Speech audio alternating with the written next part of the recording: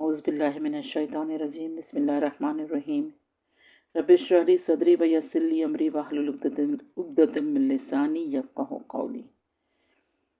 شروع کرتے ہیں اللہ کے نام سے جو بڑا مہربان نہایت رحم کرنے والا ہے۔ قرآن مجید کی سورہ زاریات کی آیت نمبر 12 سے شروع کرتے ہیں۔ زاریات، جی ہاں، اس سورہ کا نام سورہ زاریات یعنی بکھیرنے والا سورہ۔ سب سے پہلے چھٹے امام جعفر صادق علیہ السلام کی حدیث۔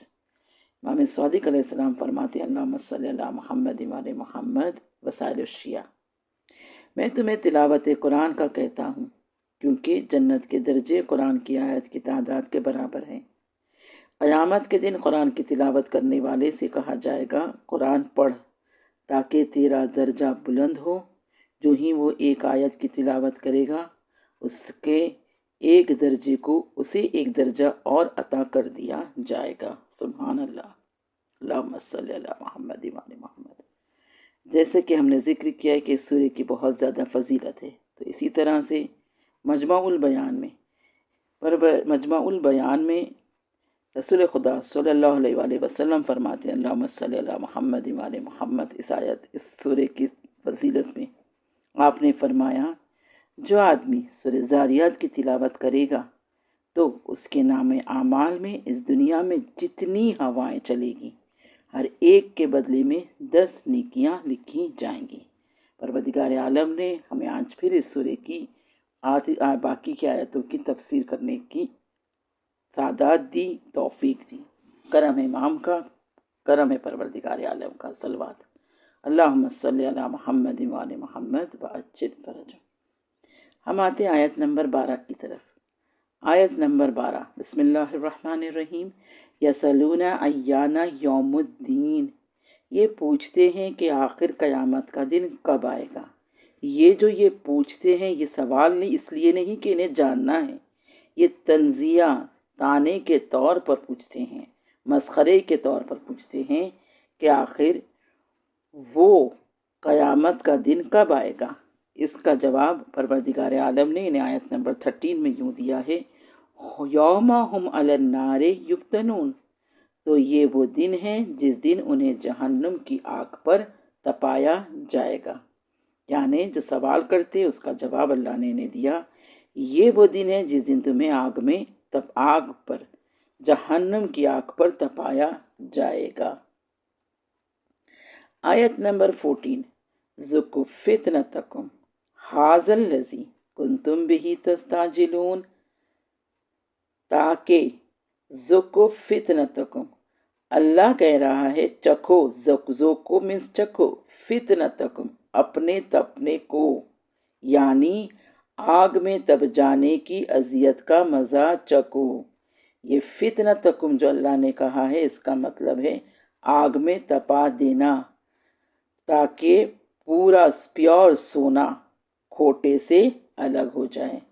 ویسے ہی ھٰذَا الَّذِی کو یوں بتایا گیا ہے یہ وہی ہے جس کے بارے میں تم مسخرے کے طور پر کہتے تھے قیامت کب آئے گی۔ پھر آیت نمبر 15، آیت نمبر 15 میں پروردگار عالم ارشاد فرماتا ہے ان المتقین فی جنات و عیون، بے شک متقی افراد باغات اور چشموں کے درمیان ہوں گے، یعنی اہل تقوی ایسے باغات اور چشموں میں ہوں گے جن کا بیان ہمارے لیے ناقابل ہے۔ آخذین ما آتاہم، یعنی آیت نمبر 16 میں اللہ فرما رہا ہے آخذین ما آتاہم ربہم انہم کانوا قبل ذالک محسنین، آخذین جنت میں پکڑنے والے، قبول کرنے والے جو کچھ ان کا پروردگار عطا کرنے والا ہے اسے وصول حاصل کر رہے ہوں گے کہ یہ لوگ پہلے سے نیک کردار تھے۔ کون لوگ نیک کردار تھے؟ کون لوگ جنت میں ہیں؟ مومن۔ جنت میں چونکہ مومن کا ارادہ نافذ ہے، وہ جس چیز کو چاہے گا وہ چیز اس کی دسترس میں، اس کی پکڑ میں ہوگی، لہٰذا اللہ جو نعمت اہل جنت کو فراہم فرمائے گا وہ صرف اسے حاصل کرنی ہوگی، مطلب اہل جنت کے لیے وہ چیز پہلے سے وہاں موجود ہوگی۔ اسی طرح سے آیت نمبر 16 کے بعد آیت نمبر 16 میں ان نیکیوں کا بھی ذکر کیا گیا ہے۔ پروردگار کہہ رہا ہے وہ جو کچھ ان کا پروردگار عطا کرے گا، کرنے والا ہے، اسے وصول کر رہے ہوں گے، یعنی ان نیکیوں کے صلے میں جو وہ اس جنت کی زندگی سے پہلے دنیا میں بجا لا رہے تھے۔ کیا تھی وہ نیکیاں؟ تو اس کو اللہ نے آیت نمبر 617 میں واضح کیا ہے۔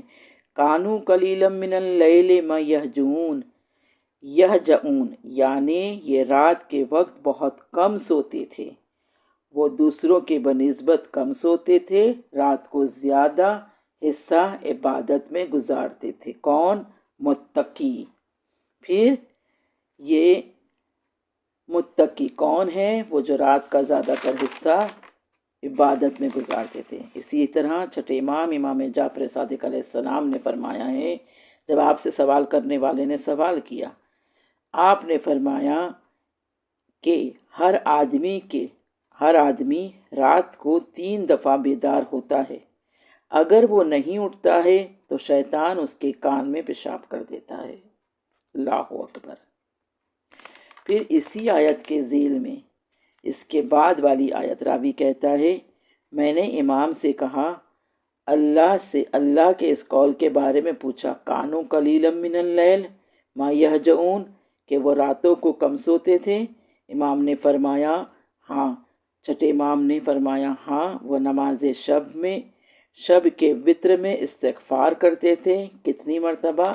70 مرتبہ، 70 ٹائم۔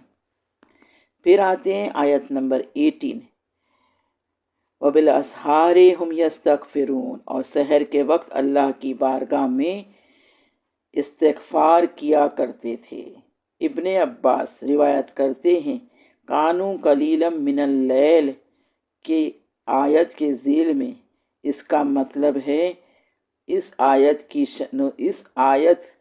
کی مطلب یہ ہے کہ وہ کون لوگ تھے جس کا ذکر اس آیت میں ہو رہا ہے؟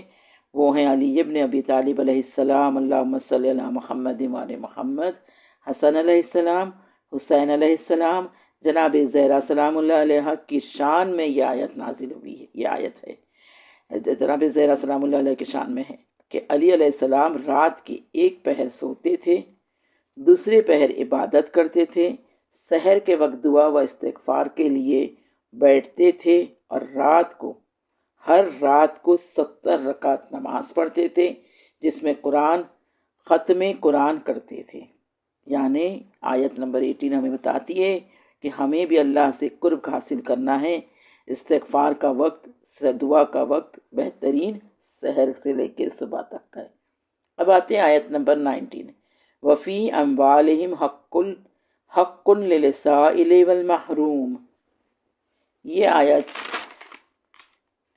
تفسیر رقمی میں کہا ہے، سائل سے مراد وہ ہیں جو سوال کرتے ہیں اپنی گزر اوقات کریں، یعنی تاکہ سوال کرتے ہیں کہ اپنا گزارا کریں، اور دوسرے وہ ہیں جو محروم، اور وہ محروم سے مراد وہ جو بے سر کوشش کرتے ہیں مگر کچھ نہ کما سکتے ہیں۔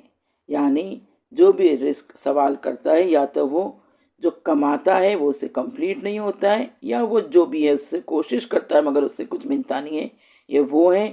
تو یہ ان کی بھی مدد کرتے ہیں ایمان والے مومن۔ اور آیت نمبر 19، اور ان کے اموال میں مانگنے والے اور نہ مانگنے والے محروم افراد کے لیے ایک حق تھا، یعنی جو روزی اللہ نے ہمیں دی ہے اس کو وہ لوگوں میں بانٹتے ہیں، جو سوال کرتے ہیں انہیں بھی دیتے ہیں، جو سوال نہیں کرتے انہیں بھی دیتے ہیں، کہ یہ روزی جو اللہ ہمیں دے رہا ہے اس میں ہمارا اکیلے کا حق نہیں ہے، اس میں بہت سو کا حق ہوتا ہے جو اللہ ہماری طرف روزی بھیجتا ہے۔ آیت نمبر 20، وَفِي الْأَرْضِ آیَاتٌ لِلْمُوقِنِينَ، یعنی اللہ کہہ رہا ہے اور زمین میں یقین کرنے والوں کے لیے بہت سی نشانیاں پائی جاتی ہیں۔ بے شک جس زمین میں ہم رہ رہے ہیں ہمیں پتہ نہیں ہے یہ زمین کتنی کڑک ہے، جب ہم چلتے ہیں تو ہمارے حساب سے رہتی ہے، پانی گرتا ہے تو نرم ہو جاتی ہے، بارش آتی ہے تو نرم ہو جاتی ہے، نباتات، پھل، پودے، اناج ہر وہ چیز ہمیں زمین سے ملتی ہے۔ زمین کا سورج سے فاصلہ کتنا دور ہے سورج، اگر نزدیک ہوتا تو کیا ہم برداشت کر پاتے؟ زمین پر بیٹھ سکتے، زمین پر چل سکتے، زمین پر گھوم سکتے؟ پھر یہ زمین کھبڑ کھبڑ نہیں ہے، زگ زیگ نہیں ہے، اوپر نیچے نہیں ہے، ہم جہاں پیر رکھتے ہیں جیسے ہم چلنا چاہتے ہیں ویسی ہے، سپاٹ ہے، سیدھی ہے، ہم گرتے نہیں ہیں، زمین گھومتی نہیں ہے جھولے کے جیسا، گھومتی ہے مگر ہمیں سمجھ میں نہیں آتی، جھولے کے جیسا اگر ہلتی تو ہم گر جاتے۔ زمین میں موجود عناصر، اس کے علاوہ زمین پر حیات کے وجود بقا میں بڑا دخل ہے، یعنی اللہ نے یہ زمین بھی ہمارے لیے کتنی بڑا رزق دیا ہے کہ ہم اس سے فائدہ بھی حاصل کرتے ہیں، ہم اس پر اپنے کاروبار بھی کرتے ہیں، ہم اس پر آرام سے چلتے بھی ہیں، بیٹھتے بھی ہیں، مگر یہ زمین ہمیں کوئی نقصان نہیں پہنچاتی، اور یہی زمین کے اندر ہمیں جانا ہے۔ سب سے بڑی اللہ کہہ رہا ہے تم زمین سے کیوں، اور زمین میں یقین کرنے والوں کے لیے نشانیاں ہیں، بہت سی نشانیاں پائی جاتی ہیں، اس کے علاوہ یہ کہ اسی زمین سے آئے ہیں اور اسی زمین میں ہمیں جانا ہے۔ اللہم صلی علی محمد و آل محمد وعجل فرجہم۔